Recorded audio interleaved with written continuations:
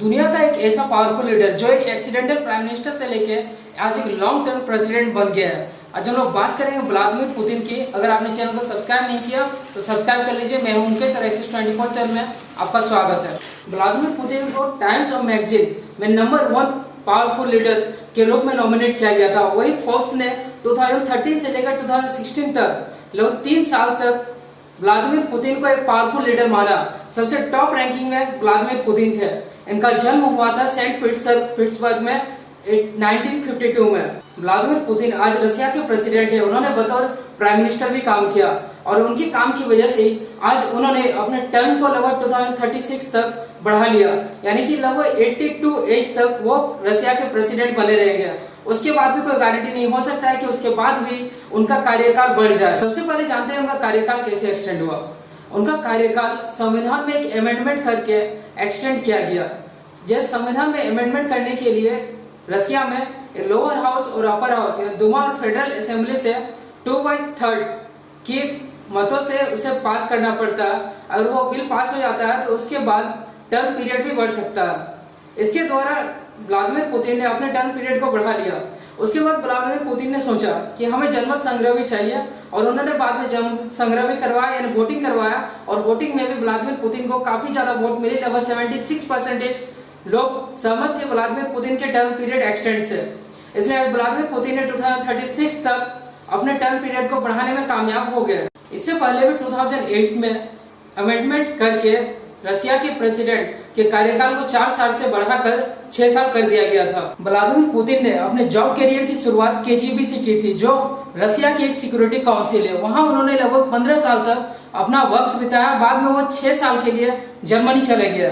बाद में वो 1990 में अपने लेफ्टिनेंट कर्नल के पद से रिटायर हुए। एज ए कर्नल उन्होंने रिटायरमेंट ली थी। अगर वो चाहते तो उस रिटायरमेंट के पैसे से अपनी जिंदगी गुजार सकते थे, लेकिन उनका दिमाग बस एक ही चीज था, लोगों की भलाई, रशिया को कहीं ज्यादा आगे ले जाना। और वो बाद में पॉलिटिक्स में जुड़ने में उन्होंने अपने इंटरेस्टिंग दिखाई। 1990 के बाद सोबचक जो रशिया के एक मेयर थे उनके साथ काम करना शुरू कर दिया। एज ए एडवाइजर उन्होंने अपना वर्क चालू किया। बाद में 1994 में वो खुद एक डेप्यूटी मेयर बन गया। अब आपको बताते हैं पुतिन एक एक्सीडेंटल प्राइम मिनिस्टर कैसे बना। मैंने उसको एक एक्सीडेंटल प्राइम मिनिस्टर क्यों कहा। 1996 में पुतिन ने फेडरल सिक्योरिटी सर्विस को ज्वाइन किया, जो कि केजीबी का ही एक पार्ट था। वहां पर उन्होंने एज ए डायरेक्टर काम करना शुरू किया।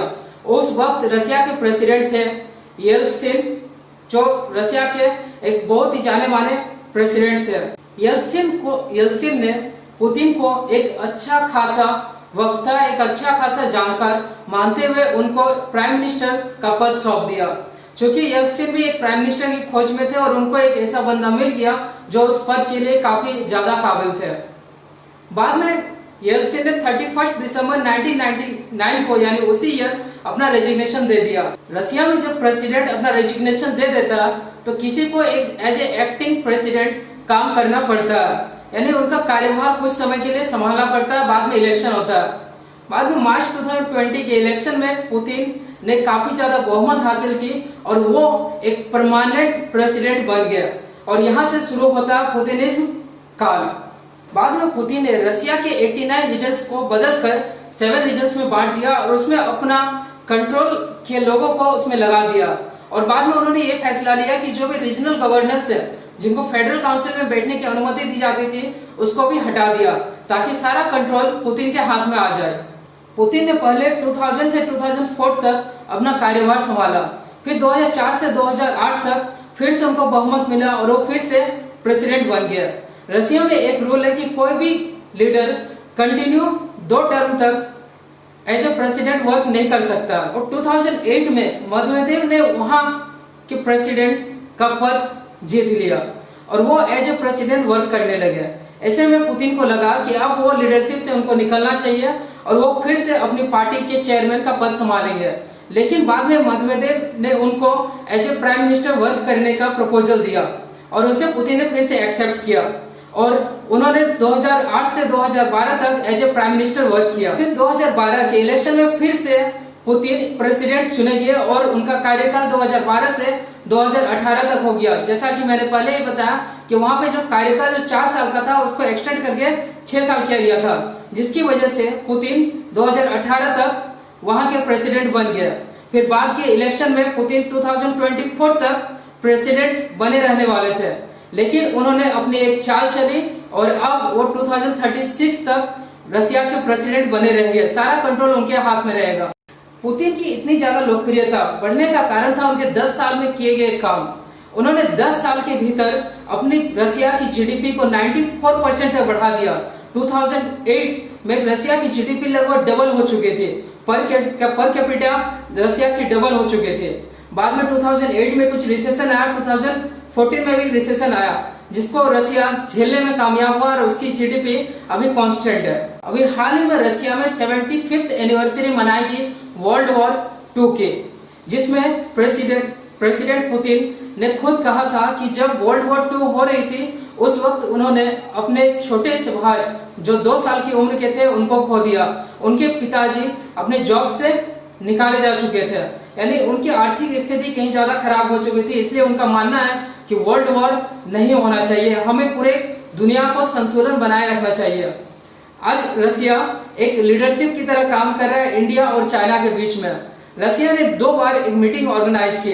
पहले हमारे जो विदेश मंत्री एस जयशंकर और वांग यी, चीन के जो विदेश मंत्री है, उन दोनों के बीच में एक मीटिंग करवाई, जिसे ट्राइलेटरल मीटिंग कहते हैं। रसिया, चाइना और इंडिया के तीनों के विदेश मंत्री मिलकर मीटिंग की थी। 24 जून को एक और मीटिंग ऑर्गेनाइज करवाई, जिसमें हमारे डिफेंस मिनिस्टर और चाइना के डिफेंस मिनिस्टर को आपस में बातचीत करने का मौका मिला।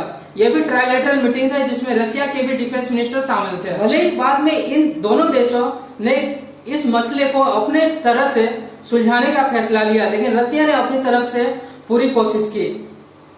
आज रसिया भारत के साथ ट्रेड में भी काफी ज्यादा आगे है। मन में अगर लोगों की भलाई हो तो किसी भी जीत को हासिल की जा सकती है, और अगर आप में लोकप्रियता है लोगों की तो आप किसी भी पद तक पहुंच सकते हैं। ये साबित किया व्लादिमीर पुतिन ने।